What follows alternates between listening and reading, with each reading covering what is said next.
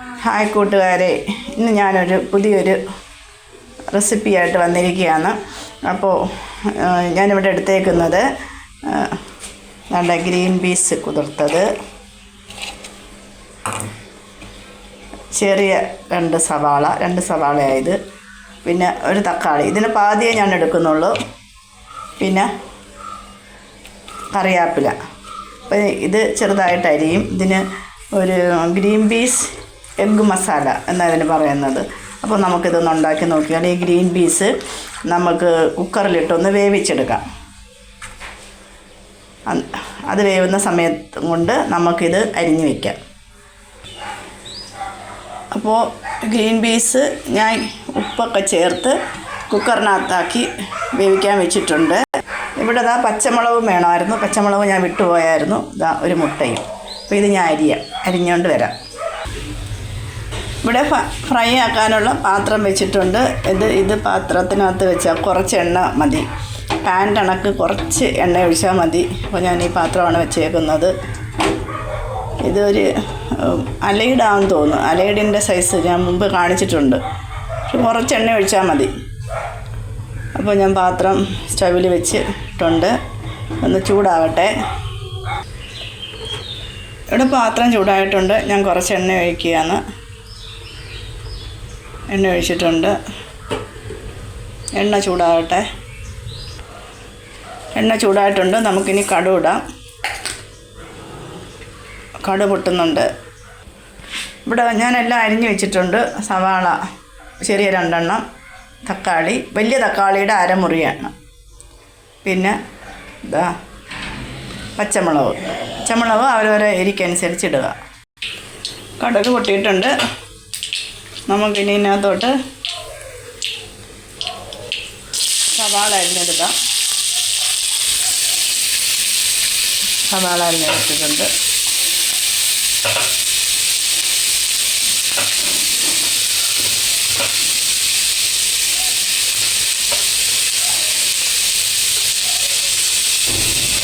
കുറച്ച് ഉപ്പിടാം. സവാള പെട്ടെന്ന് ഉപ്പിട്ടിട്ടുണ്ട്. നമുക്ക് നന്നായിട്ട് ഇളക്കാം.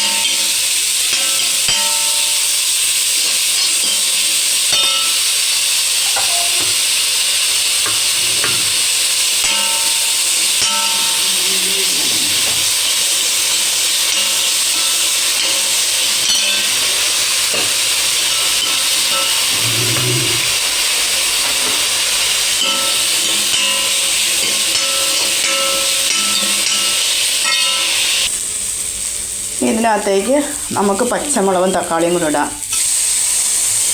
തക്കാളി ഒന്നും ഒരുപാട് ഉടയണ്ട. പച്ചമുളക് കൂടെ ഇടാം. നന്നായിട്ട് ഇളക്കാം. ഇത് വളരെ പെട്ടെന്ന് ഉണ്ടാക്കിയെടുക്കാം കേട്ടോ.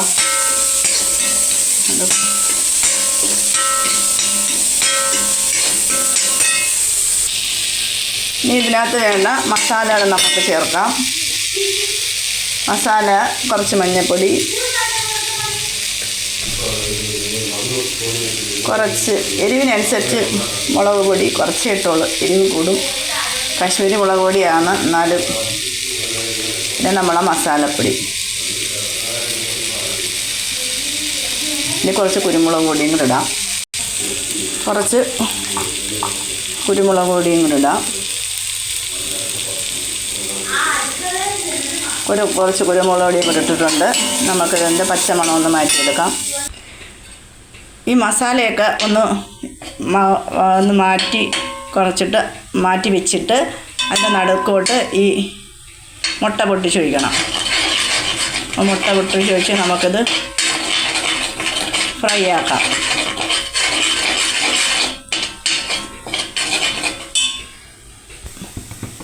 വേണ്ട, നന്നായിട്ട് തോന്നിട്ടുണ്ട്. ഇനി നമുക്ക് ഇതിനകത്തേക്ക് ഗ്രീൻ പീസ് നമ്മൾ വേവിക്കുമ്പം അതിനകത്തൊട്ടും വെള്ളമൊന്നും കാണരുത്. നമുക്ക് ഈ ഗ്രീൻ പീസ് അതിനകത്തോട്ട് ഇടാം. ഒട്ടും വെള്ളം കാണരുത്. ഗ്രീൻ പീസ് അപ്പോൾ ആ ഗ്രീൻ പീസ് എല്ലാം ഞാൻ അതിട്ടിട്ടുണ്ട്. അപ്പോൾ നമ്മുടെ ഫ്രൈ റെഡി ആയിട്ടുണ്ട്. നന്നായിട്ട് ഇളക്കുക. ഇച്ചിരി ഈർപ്പോ നനവൊക്കെ ഉണ്ടെങ്കിൽ അതങ്ങ് മാറും. പിന്നെ അതിന് കുറച്ച് കറിവേപ്പിലയും കൂടെ ഇടാം. മല്ലിയില ഉള്ളവർക്ക് മല്ലിയില ഇടാം. ഉപ്പിട്ടാണ് ഗ്രീൻ പീസ് വേവിച്ചത്. അപ്പോൾ നല്ല ടേസ്റ്റാണ് ഇതിന് കേട്ടോ.